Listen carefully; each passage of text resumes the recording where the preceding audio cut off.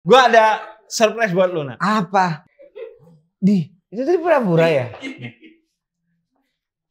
Happy birthday to you.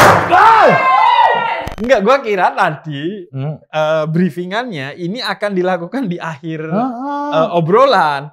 Kalau di awal obrolan kan ini seperti ulang tahun lu tuh mengganggu dakwah gue ya. Betul.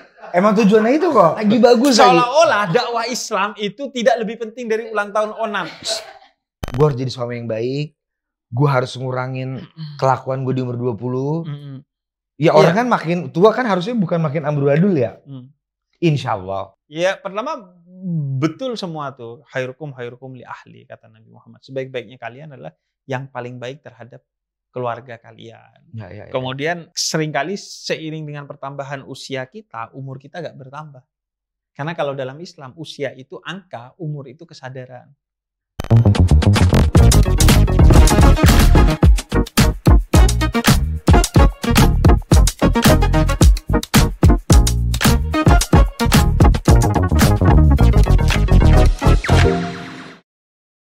Alright. Yeah. Keep it funky. Yeah. Ini biasanya kan gue masuk, Nat, lo masuk baru duduk lagi. Udah berubah ya? Capek. Oh. Udah duduk aja lah. Jadi caranya berubah sekarang. Cara berubah. Agamanya enggak ya? Belum. Oke. Kecuali yang season 3 ini dar ya. Oh iya. Oh bisa tuh goyah tuh. Yang kedua hampir goyah. Yang kedua hampir goyah. Satu cukup, dua tinggal yang ketiga, Bib. Boleh gak kita promolog ini ntar dulu? Oke. Iya gak sih, Bib? Iya. Karena kita tuh kan kayak image-nya tuh selalu login aja, Nat. Betul. Nah ini sisi lain. The other side. The other side. Of Habib Hussein Jafar. Al-Hadar.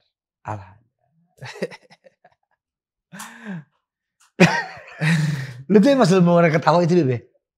Iya, gue dari kecil tuh suka gitu. Suka apa ya? Senyum. Terus kayak nggak enak kalau nggak mengawali segala sesuatu dan mengakhirinya itu dengan senyum. Itu kan Indonesia banget sebenarnya. Walaupun endingnya nggak enak, senyum. Kalau gue iya sih. Karena gue tuh berprinsip bahwa walaupun pesan yang kita sampaikan tidak sampai, sehingga kemudian terjadi keributan atau ketidaknyamanan, paling tidak kita memberikan kesan yang baik. Kesan yang baik itu yang paling powerful adalah di akhir. Ketika di akhir kita memberikan kesan yang baik, salah satu yang paling sederhananya dengan senyum, pasti kemudian kalaupun di obrolan itu dia gak nyaman, walaupun apa yang gue sampaikan misalnya sesuatu yang sifatnya spiritual, dia akan berpikir, pesannya sih gak relate sama gue ya. Menurut gue gak dapet ya. Tapi kesannya enak sih orangnya. Nah dari sana bisa jadi kemudian dia akan berpikir tentang pesannya. Kalau yang habis korupsi senyum gimana? Jadi senyum itu baik. Korupsi itu salah. Betul. Jadi seharusnya senyum itu kebaikan berpondasikan kepada kebenaran, yaitu tidak korupsi. Sama kayak lu senyum kepada perempuan yang bukan mahramnya untuk menggoda. Gue sih suka. Iya kalau lu. Atau lu menggunakan shalom atau kalau muslim assalamualaikum kepada yang bukan mahram, yang beda jenis gender dengan lu untuk menggoda dia. Salamnya sih baik, tapi menggodanya itu salah. Oke. Pertanyaannya kembali lagi, kalau yang udah korupsi terus senyum, salah nggak? Salah menurut gua. Kenapa? Karena korupsi akhirnya senyumnya itu menjadi tidak baik. Karena seharusnya orang yang salah itu bukan tersenyum. Tapi dia introspeksi diri. Akhirnya senyum itu karena diberdirikan di atas sesuatu yang salah. Senyumnya pun jadi tidak baik. Orang terkesan, dia meremehkan kita yang merasa rasa keadilannya dicerabut atau diinjak-injak. Makanya kalau di Islam itu Misalnya ada ayat watawasau bil haqqi watawasau bis sabr. Apa tuh, Bib? Hak dulu, benar dulu, baru sabar. Jangan sabar terhadap sesuatu yang nggak benar. Misalnya, lu di Contohnya? KDRT, kemudian ya udah sabar aja. Enggak, KDRT itu salah. Maka jangan pernah bersabar di atas sesuatu yang salah. Jangan pernah tersenyum di atas sesuatu yang salah. Yang tadi KDRT gimana? Ya sama, mau apapun, kesabaran itu harus didasarkan kepada kebenaran, bukan pada. Tapi kan sabar itu Kesalahan. bagian dari ibadah. Iya, senyum juga sedekah. Senyumnya, Kata Nabi Muhammad, senyum yang korupsi. itu sedekah. Nah, ketika diberdirikan di atas sesuatu yang salah, nilai sedekahnya menjadi hilang. Sama kayak lu sedekah pakai duit korupsi. Itu bukan hanya lu gak boleh, tapi lu berdosa karena duit itu bukan hak lu. Walaupun dia membantu orang-orang yang kesusahan. Walaupun mau dibuat bantu orang yang kesusahan, karena sedekah teragung seorang pejabat itu adalah bekerja dengan sebaik-baiknya, menjaga dirinya dan orang-orang di sekitarnya dari korupsi agar rakyat mendapatkan kesejahteraan. Karena sedekah itu pada dasarnya pengertiannya, kata Nabi Muhammad, idkhalus surur fi qalbil ihwan, membahagiakan hati orang lain. Dan cara membahagiakan hati rakyat adalah dengan salah satunya tidak korupsi. Udah diatur tuh. Udah diatur. Kepikiran dari awal untuk ngatur itu ya? Ya karena kan Al-Quran sholihun likulli zaman wal makan. Al-Quran itu diklaim dalam Islam selalu relevan untuk setiap zaman dan setiap tempat. Oke. Jadi zaman kapanpun, tempat manapun, Quran itu rahmatan lil alamin, rahmat bagi semesta. Dimanapun lo dan kapanpun lo hidup, dia akan selalu relevan. Karena itu tugas orang-orang seperti gua adalah mengkontekstualisasikan nilai-nilai Quran itu dengan zaman yang terus bergerak. Oke. Misalnya kayak gibah. Itu dulu tentang lo ngomongin orang lain secara langsung. Iya. Sekarang kan dengan adanya perangkat digital, gibah itu bisa menjadi online kan? Betul. Melalui grup WhatsApp, melalui second account, dan lain sebagainya. Oke, betul. Tapi gue mau menggarisbawahi Nat ya, apa yang disampaikan oleh guru gue Habib Jindan. Belajarlah lu kepada seseorang yang sebelum lu mendengar pesan-pesannya, lu sudah tertarik kepada kesannya. Wow. Jadi sebelum lu mendengar pesan-pesannya, lu udah tertarik kepada kesannya. Wih, orangnya menenangkan ya, orangnya menyenangkan ya. Sekarang bahasa gaulnya humble. Humble. Itu namanya dakwah bil hal. Jadi dakwah dengan diri lu, dengan apa yang lu lakukan. Kan kalau dalam Islam dakwah itu ada hitobi dengan kata-kata, ada kutubi, ada dengan tulisan, kemudian ada bilhal dengan perilaku, ada YouTubi dengan YouTube. Kalau yang YouTube itu Anda sekali ya. Iya. Tapi gue ini kita kenal lama nih, Bib. Tapi movement lo lewat YouTube ini kan jadi huge ya. Yeah. Gen Z yang tadinya menganggap Islam ribet, tiba-tiba kan lu bikin kayak nggak ribet dong, tinggal lu mau apa enggak. Itu lu kepikiran dari mana sih, Bib? Karena kan lu kan ibaratnya kalau band ya, band indie. Betul. Band yang kiri, bukan band komersil. Lu kan mengambil jalur itu, Bib. Oh, jadi pada dasarnya karena gue berangkat dari pesantren, dari orang tua yang dari awal menjelaskan Islam bukan hanya sebagai bagaimana, tapi apa. Bukan hanya bagaimana sholat, tapi apa itu sholat. Sehingga gue tidak pernah melihat keribetan dalam Islam. Karena misalnya, bukan hanya diajarkan bagaimana sholat yang itu ribet banget sehari 5 kali. Padahal lu seminggu sekali ke gerejanya. Gue sehari 5 kali. Bahkan disunnahkan kalau lelaki itu di masjid berjamaah. Tapi kelihatan ribet. Kalau dari Senin sampai Jumat 5 kali. Sholat berapa menit? Subuh, duhur, asar, maghrib, isya. Berapa menit tuh kalau dalam satu hari? Satu hari katakanlah 30 menit lah yang cepat tuh. Wah, banyakan Anda benar. Nah, kalau saya cuma 2 jam. 2 jam. Belum lagi gue, ya lu dimakan sama sholat Jumat gue juga habis sudah. Sholat Jumat kan 2 jam juga. Parkirannya juga habis lagi. betul.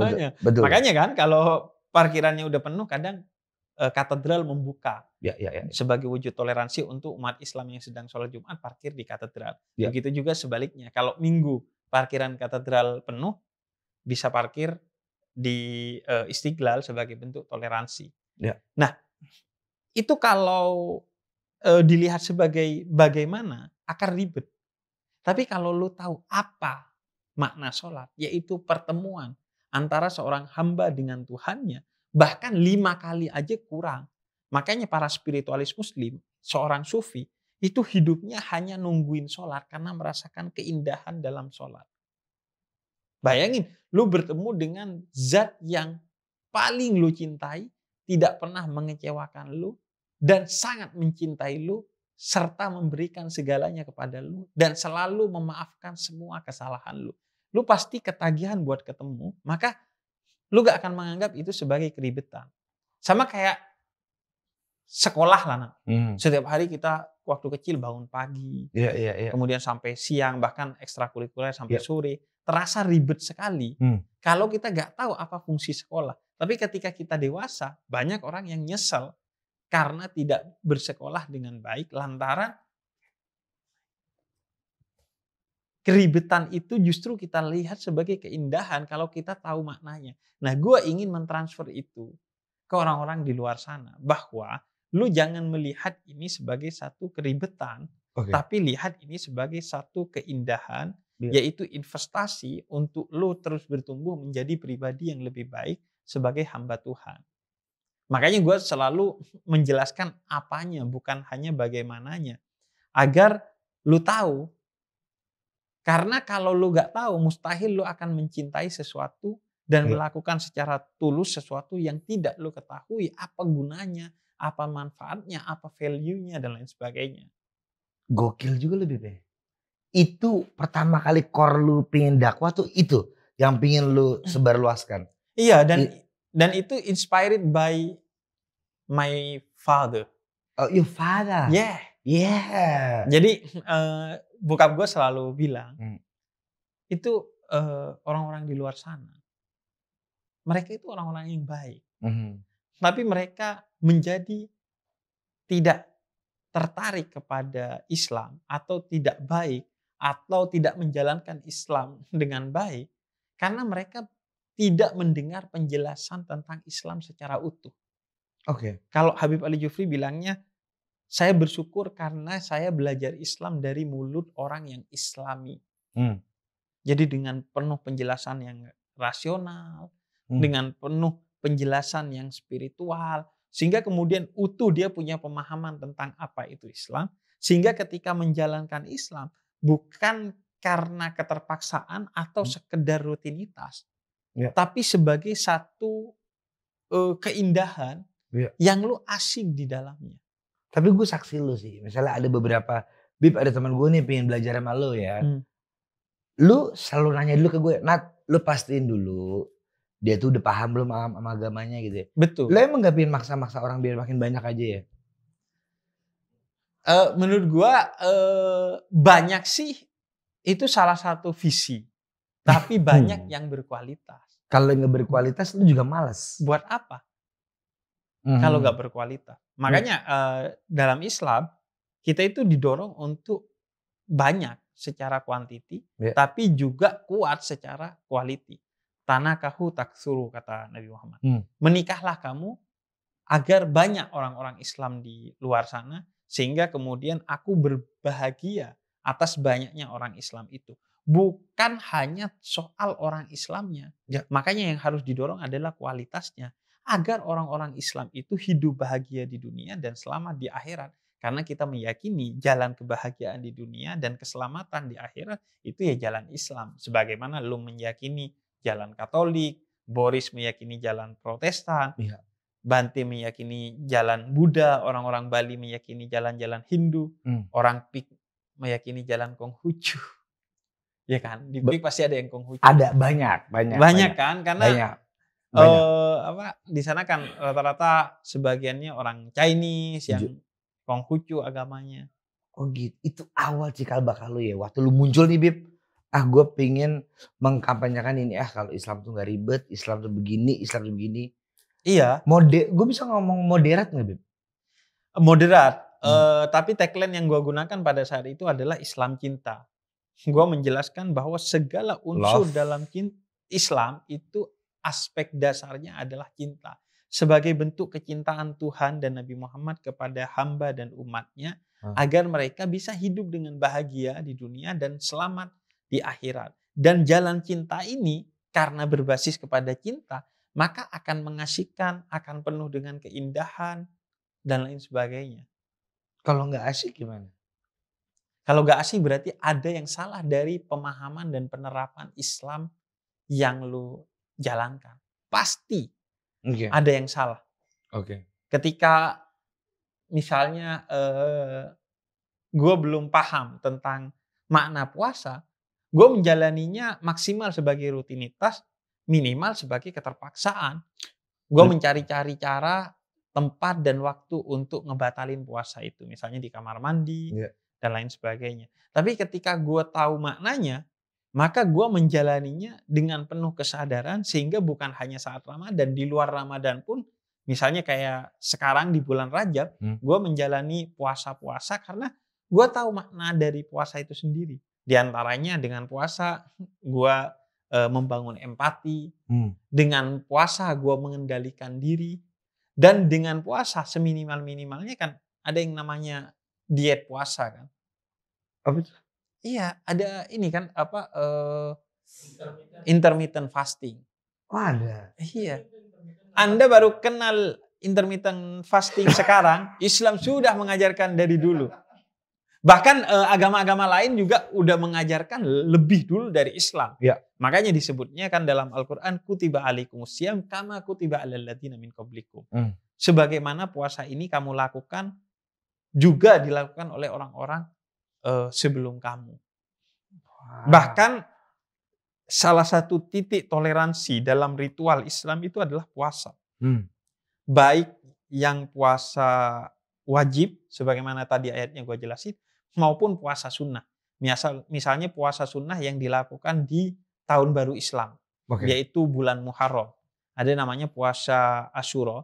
Itu awalnya puasa itu dilakukan oleh orang-orang Yahudi sebagai simbol pengabdian atas karunia Tuhan yang diberikan kepada mereka berupa terselamatkannya mereka dan Nabi Musa dari cengkraman Firaun. Maka kemudian kata Nabi, kita lebih berhak atas kebaikan ini, maka disunahkan kita berpuasa. Itu asalnya dari agama dan tradisi orang-orang Yahudi. Iya. Wow. Yahudi ya. Betul. Karena kan ada kebaikannya dikit lah. Ada kebaikan itu dan emang ditebar di mana-mana. Agak similar ya Bib ya. Jewish sama Muslim kan sama-sama hukum ya. Sama-sama tegas dalam hukum kan. Sama-sama ketat. Kemiripannya apa Bib? Kemiripannya salah satu yang paling mendasar adalah bahwa dia sama-sama agama yang berpusat kepada monoteisme. Kemudian yang kedua, dia sama-sama agama yang lahir dari Nabi Ibrahim. Dan yang ketiga, kalau dalam kajian-kajian fenomenologis, dia sama-sama agama hukum. Kalau Kristen, baik Katolik maupun Protestan, itu disebut agama kasih. Bukan berarti tidak ada aspek kasih dalam agama Yahudi dan agama Islam. Betul. Dan bukan berarti tidak ada hukum dalam agama Kristen, Protestan maupun Katolik. Tapi kecenderungannya, kalau Yahudi dan Islam itu aspek hukumnya begitu ketat. Dalam Islam misalnya, segala sesuatu dari hidup lu itu diatur untuk kebaikan hidup lu. Semuanya diatur. Karena Islam itu bukan hanya way of death, tapi way of life. Bukan hanya jalan kematian agar selamat, tapi jalan kehidupan agar bahagia. Jadi semuanya diatur. Bahkan sebelum lu masuk kamar mandi, saat di kamar mandi, ketika lu kencing, buang air besar, itu ada tata caranya yang diatur. Dan setelah lu melakukan aktivitas di kamar mandi, setelah kencing, buang air besar, mandi lu diatur, dan saat keluarnya juga diatur. Jadi segala sesuatunya itu diatur. Untuk apa? In ahsantum ahsantum li anfusikum. Semua kebaikan itu aku perintahkan kata Tuhan untuk kebaikanmu. Kalau gua udah gak butuh kebaikan karena Tuhan itu maha baik, maha indah, dan maha segala-galanya. Gak masuk akal kalau itu untuk Tuhan. Ya. Karena itu untuk kita. Iya, salah satu titik kritiknya ketika kemudian Tuhan memerintahkan Ibrahim untuk mengorbankan putranya yang bernama Ismail. Itu kan putranya suruh sembelih. Berdasarkan mimpi yang didapat oleh Nabi Ibrahim, ketika disembelih diganti dengan hewan. Ya. Itu sebagai kritik kepada orang-orang sebelum Nabi Ibrahim, orang-orang masochis disebutnya, yang mempersembahkan darah manusia untuk Tuhannya. Maka itu simbol kepada mereka bahwa Tuhan yang disembah oleh Ibrahim, Tuhan yang Maha Esa, itu bukan Tuhan yang haus darah. Tidak ada lagi persembahan darah untuk Tuhan atau atas nama Tuhan. Makanya diganti dengan hewan. Kambing. Kambing. Domba. Domba yang tersesat. Ya itu kalau dalam istilah tradisi Anda. Betul. Ada tuh yang tersesat. Sama sih kan, sebenarnya semua agama tuh punya claim of truth-nya sendiri-sendiri kan. Setuju, Bib. Seorang muslim menyebut yang non-muslim sebagai kafir. Ya. Seorang Kristiani menyebut non-Kristiani sebagai domba tersesat. Menurut gue nggak ada masalah. Karena memang seharusnya setiap agama itu punya klaim tentang kebenarannya masing-masing. Kalau tidak malah kita meragukan. Kalau mereka bukan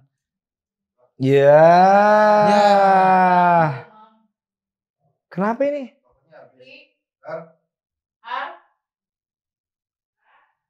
Aman gak? Asik ya. Lagi sesi mati lampu, keren sih. Yang tadi biarin aja, Bib. Oh, yang mati lampu. Mati lampu kayak. Oke. Karena di tempat lo jadi ada kegelapan. Oke. Asik ya. Sebenarnya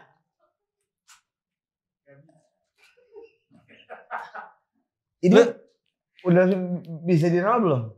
Ini bisa di-roll, tapi sebelum di-roll, sebenarnya mati lampu ini bukan kegelapan. Itu justru simbol ketercerahan. Karena hari ini lo kan lagi ulang tahun. Jadi memang kru-kru lo mau bikin spesial untuk ulang tahun lo. Iya elah. Iya. Ininya. Nah, gua ada surprise buat lo, Nat. Apa? Nih. Itu tadi pura-pura ya? Sana helwa, happy birthday to you. Kayaknya berlebihan deh, Bib. Emang Anda kalau ulang tahun mubazir gini? Mubazir. Ini saya juga nggak tahu nih. Biar apa sih, Bib? Nggak tahu nih. Jadi ulang tahun gue disiapin ini. Cuman sengaja kuenya gak ada lilinnya. Kenapa? Kan tradisi Majusi penyembah lilin. Bib, makasih loh, Bib. Sama-sama, Nan. Itu tadi gimmick ya? Iya. Wow. Gue gak tahu ya. Wow. Sangat thumbnail. Sangat thumbnail. Tapi nih, jadi kuenya gak ada lilinnya, Nan. Gak apa-apa. Jadi ada beberapa ulama itu kalau di Islam yang tidak. Mana muternya lama banget kata gue. Iya, gue kira masih lama beneran.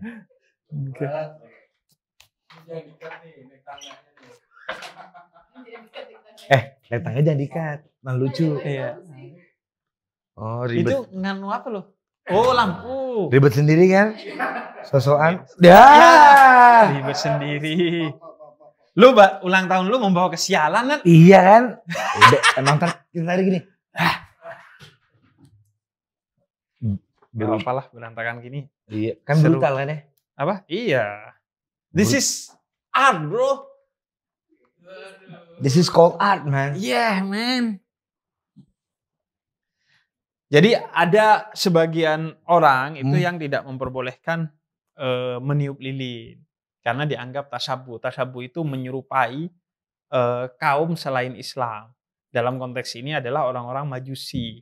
Tapi sebagian memperbolehkan karena orang Majusi ini kan nyembah api ya. Justru kalau kita niup api berarti auto login kan mereka.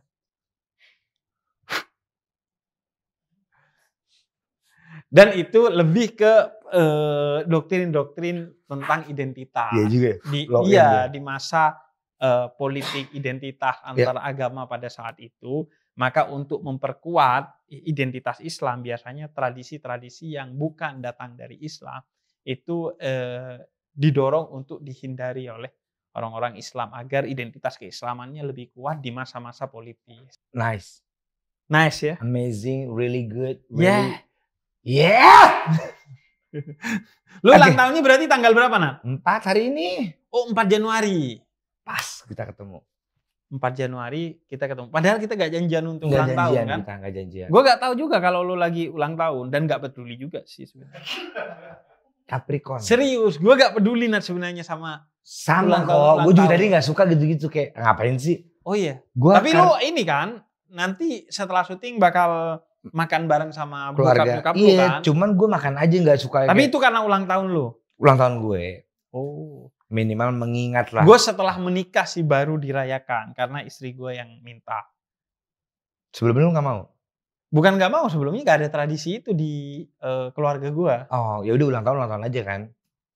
Enggak, ulang tahun ya kita gak tahu kalau kita ulang tahun. Bahkan gue baru tahu tanggal lahir gue tuh Enggak. Ketika gue udah menikah. Iya beneran. Kapan? Dulu gue gak tahu. Kapan ulang tahun lo? 21 Juni. Nah catat tuh, ketahuan kan? 21 Juli kita ramaikan. Oh begitu. Enggak, gue kan biasanya sama istri gue kalau lagi ulang tahun. Cuman, tapi bukan berarti dalam Islam nggak boleh merayakan ulang tahun. Nggak tahu. Kalau dalam Islam boleh-boleh aja. Belum tentu. Beneran boleh? Belum. Kok bisa? Banyak orang bilang ngapain ngerayain ulang tahun, haram.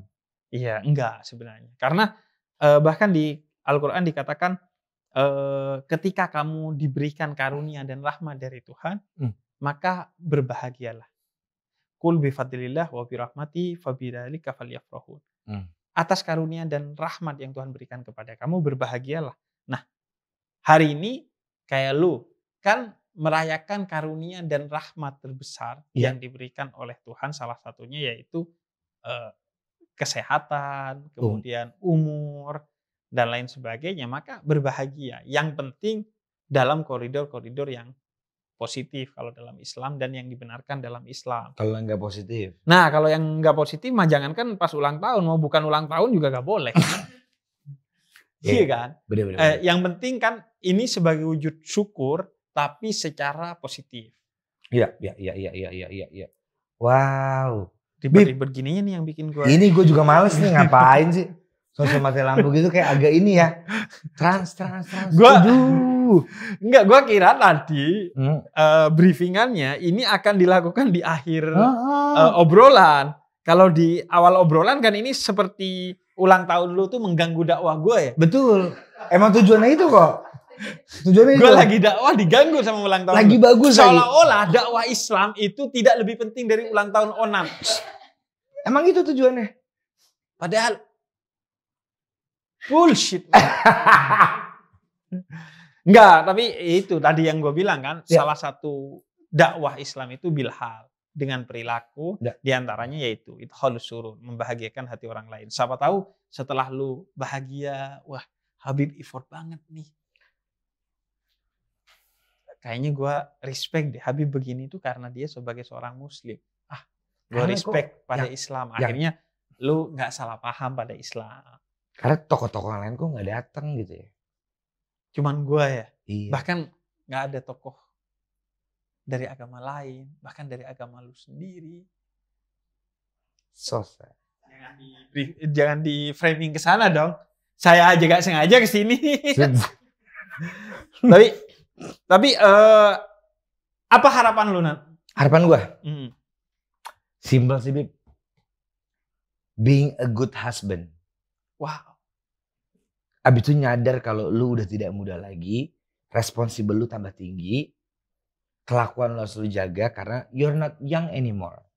Yes. Bye-bye 20. Lu berarti umur berapa sekarang? 34. 34. Lebih tua gue kan? Lah lu berapa? Gue 36. Enggak. Bener. Lu berapa? Gue 88. Oh gue 90, gue 35 sih tahun ini. Iya tahun ini 35, gue 37. Ya kan? Iya kan, gue Iya. 37. Apa Bib yang lu pelajarin setelah berumur?